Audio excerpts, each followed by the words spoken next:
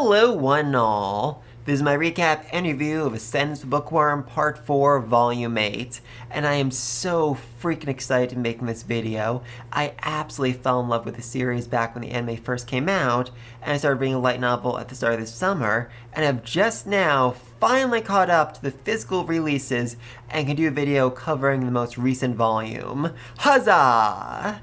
Though before I start, I do need to apologize because I will 100% be mispronouncing a lot of these names. I mean, seriously, I've got no idea how to even try pronouncing names like Grandpa Bonifacius or Detilde.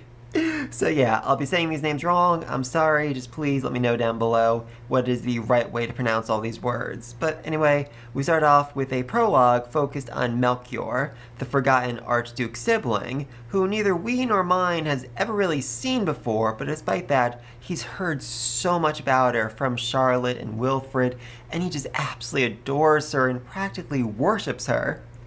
Oh, it is adorable. And his adoration only gets stronger when he learns that she can replicate the divine instruments, objects he views as just amazement and fascinating and so freaking awesome, which results in him wanting to go to the temple and sing the instruments for himself. Only for his retainers to heavily object, because even though Charlotte and Wilfred regularly work in the temple, and their work has made life better for the entire duchy, it is still heavily looked down upon by most nobles. Very sad. But anyway though, speaking of adorable, we then have Grandpa Bonifacius welcoming Myne back from the Royal Academy and escorting her to her room hand in hand.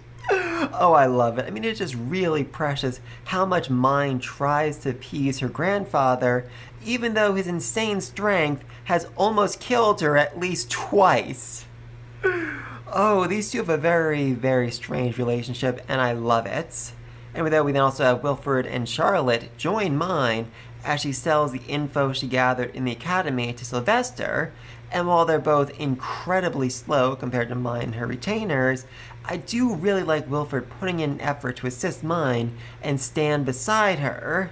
Though, honestly, this whole scene did come across a bit like he didn't want Myne to keep upstanding her, which, you know, very concerning. But anyway though, speaking of siblings, then it's time for Myne to meet some of the younger siblings of her retainers. First off, Brunhilde's little sister Berthilde is introduced, and it is very obvious that this is a job interview. Berthilde wants to work for Myne as an art attendant retainer in the future. Very obvious even from a glance. But even though Judith is here for this entire scene, she seemingly misunderstands all of it and thinks, hey, I guess we're just introducing siblings to Myne now. Hey, this is my little brother Theodore, who has already decided to serve the Gabe as a knight, just like his father. Now, normally this kind of situation would end, quite poorly for everyone, but thankfully Myne has a compromise. She already has enough adult guard knights, so why not make Theodore a part-time knight who she'll release from service once she graduates? Of course, that's not how any of this works, but Myne makes a pretty impressive argument to her guardians, and they actually freaking agree. Seriously, I think this might be the first time in this entire series that Myne has managed to make an argument that fully changed her guardian's mind. Sure, maybe she's gotten them to agree to compromise before, but here, they just fully agree with her idea, and I think that's a great sign of how far Myne has come and how her understanding of the noble world has improved. Good for her. But anyway though, then it's time for the annual book fair, and I really do love the detail here that the Arenbach Night Stories were bought in large numbers by the former Veronica faction. I mean, obviously they all love Arenbach, but they also, really truly hate Myne, so I wasn't really sure whether their love or hatred would win out here, and it's good to know it was love. Huzzah! And speaking of book lovers, Melchior then meets Myne, and she's so freaking excited to learn that she is just a bit taller than a child 6 years younger than her, and that Melchior loves books. Especially the books she made for him, especially the religious ones, leading Myne to order her retainers to fetch the High Bishop's Bible for him to read. An absolutely absurd request that they unsurprisingly refuse to follow. Though this entire conversation does make Wilfred and Charlotte just, a bit jealous, considering that Myne has never been this nice to them. Oh, poor Wilfred, poor Charlotte. Actually, just poor Charlotte. Wilfred does not deserve any kindness. He does kind of suck. I'm sorry, man, you do. But anyway, though, then it is finally freaking time for Myne to get the fish that were promised to her a year ago? Yeah, I think actually a freaking year ago. Holy mother of God, Myne actually does have the patience of a saint. Oh, I love it. Unfortunately, though, the first attempt is pretty lackluster, because even though Ehrenfest chefs know how to prepare fish, they don't actually know how to really bring out the flavors. So Myne has her own chefs prepare some, though this is much easier said than done, because, these fish are all freaking monsters, and it takes a team of knights to subdue them. Seriously, one of the fish just keeps exploding over and over again until it's reduced to a fine paste. This is a very, very strange world. Though there's actually a rather interesting moment during the fish dissecting scene where Eckhart is impressed and perhaps even a little bit enchanted by Angelica's dexterity.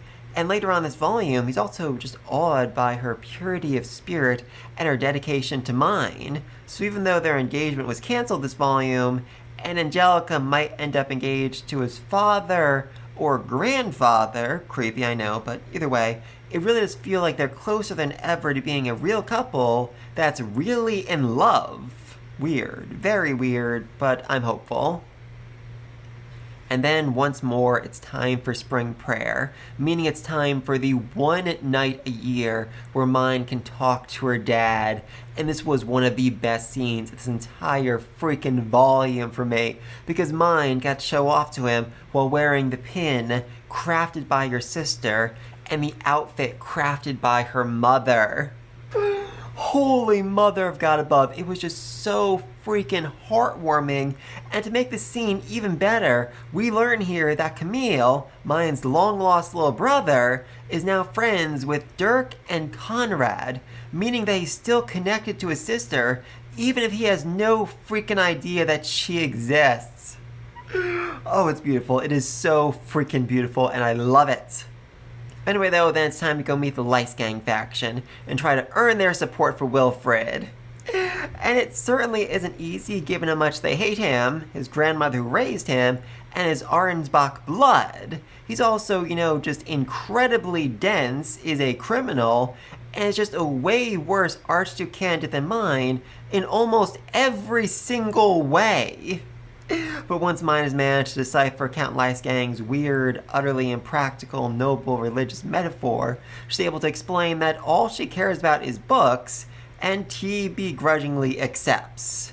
Though convincing great-grandfather is way harder, since he is very old and very stubborn, and to make matters worse, he pretends to black out every time the conversation gets a little bit serious, which utterly terrifies Myne, but Wilfred and her attendants, yeah, they're used to it. Which, should hopefully serve as a good lesson to her moving forward about how much she constantly terrorizes her friends and family whenever she collapses. But regardless, Wilfred is eventually able to explain that he plans to ensure Myne's children become the future Archduke, even if it means royally ticking off whichever greater duchy forced Wilfred to take on a second or third wife. And that seems to at least somewhat ease the old man's hatred. Huzzah! But anyway, though, then it's time for the Archduke Conference, and I really do love Myne's strategy for trade deals here, because Ehrenfest doesn't have nearly enough space to accommodate Dunkelfelger's merchants. The Ditter Duchy. I'm just calling them the Ditter Duchy. She doesn't have enough space to accommodate the Ditter Duchy's merchants. So she decides to take away a merchant spot from Klassenberg, using the merchant who left behind his daughter as an excuse to punish them, ensuring that won't happen again, and alleviating their space issue without actually offending Klassenberg. Brilliantly done. She also decides to sell the shampoo recipe while she still can, since they can't produce it in nearly enough numbers to satisfy the entire country. Again, smart move. Very smart move on her part right there. And while the Archduke couple is away, Ferdinand begins tutoring Myne in the Archduke course, since she'll need to pass her classes as quickly as possible to get back in time for the dedication ritual. But something strange happens here. Wilfred, Charlotte, and even Melchior ask to join in, and Ferdinand doesn't refuse them. Now, he doesn't slow down to their level or answer any of their questions, but still, just the fact that he's willing to let them watch shows how much he's grown, becoming more willing to accept and support those around him. Good for him! Very proud, very, very proud. Myne also ends up helping out Grandpa with his Archduke work, and even distributes the work based on its difficulty level to her siblings and their retainers, showing just how advanced she and her own people are, and hopefully paving the way for Charlotte and Wilfred to take on more work when it comes to supporting the duchy, while also showing another reason why Myne is so much more qualified than Wilfred to be the next Archduke, even if she doesn't actually want the role. But anyway though, then Sylvester gets back, and he's got some good news, and, some kind of bad news. The good news is that Ehrenfest has then moved up from rank 13 to 10 to 8. But they won't go any higher without getting some serious influence in sovereignty first, which is disappointing, but knowing Myne, she'll manage this completely by accident. Now, the bad news is that Ferdinand is going to be forced to marry Lady Detlinde of Arenbach because her father is dying and the king needs somebody to run the duchy alongside her. So, yeah, that sucks. That absolutely freaking sucks. Both because, Detlinde and Georgine remind Ferdinand a lot of his stepmother, and also because, Arenbach has tried to kill/kidnap Myne at least freaking twice. Yeah, that sucks, but Ferdinand can't refuse a royal decree, or at least that's what he tells Sylvester, but Myne, she knows he's lying. Yes, she does in fact know this man better than his own brother, and so they have a secret meeting to talk things out, where it's revealed that this is basically all Myne's fault, and Ferdinand is royalty, or at least he has royal blood in his veins, being the son of a foreign princess. Though the explanation he gives here is rather disturbing, as he says that all but one of the sons of the princesses are killed unless their father takes them in. But this rarely happens because the fathers can't be sure if the child is actually theirs, which seems to imply that the princess is ordered to sleep with a bunch of men and have as many children as possible. Very, very concerning. But regardless, Ferdinand's royal blood means that he could arguably become the next king, especially if he found the original Bible. And wouldn't you know it, Myne has been asking royalty a lot of questions about a hidden archive where the Bible is possibly being kept. Plus, she decreased the legitimacy of the next king by having Anastasius give up his claim to the throne and marry Eglantine, who was supposed to be the next queen. And on top of that, she was in the middle of 2 separate terrorist attacks, but survived completely unscathed. So yeah, every single thing Myne has done since entering the academy has been crazy shady, and the royals think it's all part of some insanely complicated plan by Ferdinand to become the next king. And I gotta say, I freaking love it. Everything over the last 8 volumes was setting up for this very moment, where Myne's unusual behavior is treated as evidence of treason. Oh, beautiful. Beautifully well done. I love it. I do, however, have one problem with this. I mean, the king's big plan is for Ferdinand to not only basically run Arenbach, since the king probably knows that Detlinde is completely incompetent, but also to train the next Archduke who will marry Prince Hildebrand.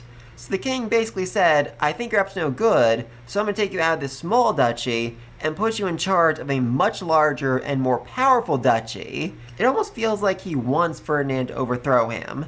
Very strange, though I suppose it makes sense the king didn't actually believe he was guilty and just did this to ease the concerns of his advisors. Maybe, I'm not sure.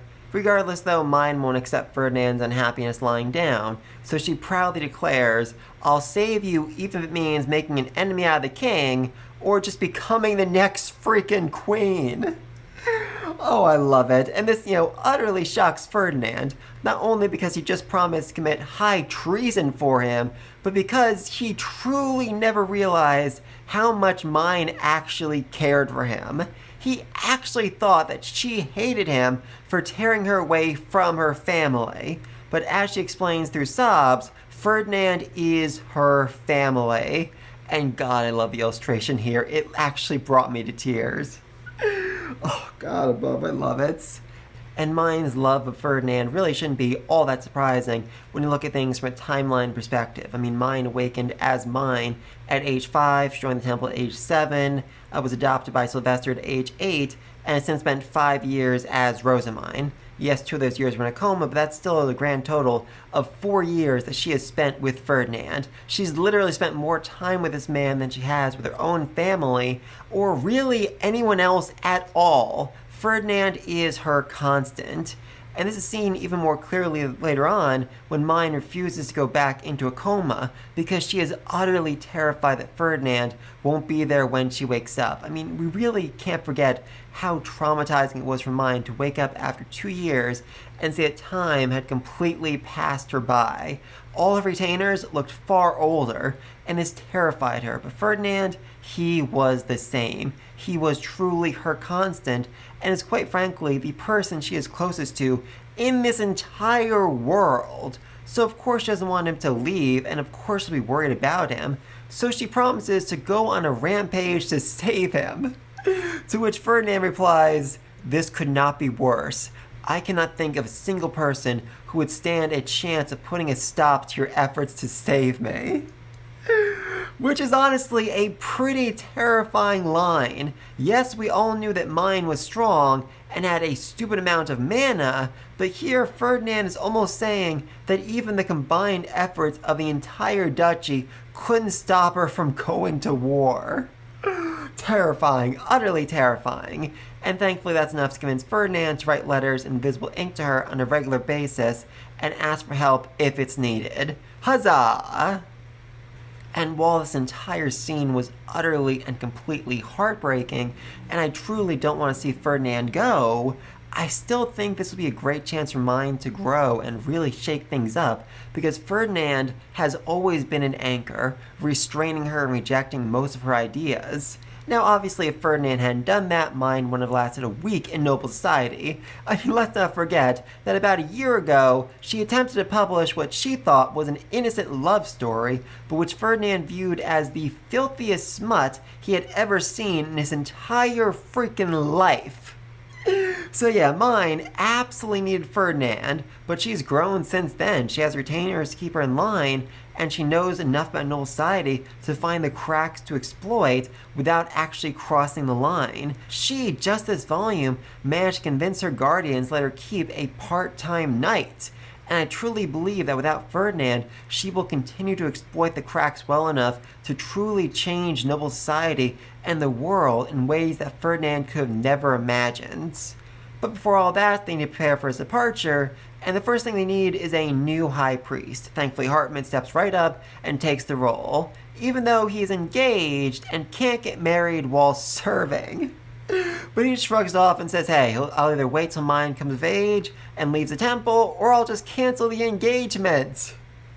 Yeah, gotta love Hartman, though honestly, knowing Clarissa, I'm guessing she'll be more than willing to follow him to the temple just to serve Myne, which is also Hartman's main goal, as he basically declares that he'll dispose of anyone in the temple who isn't useful to Myne, a statement that utterly terrifies the Blue Priests and excites the orphans.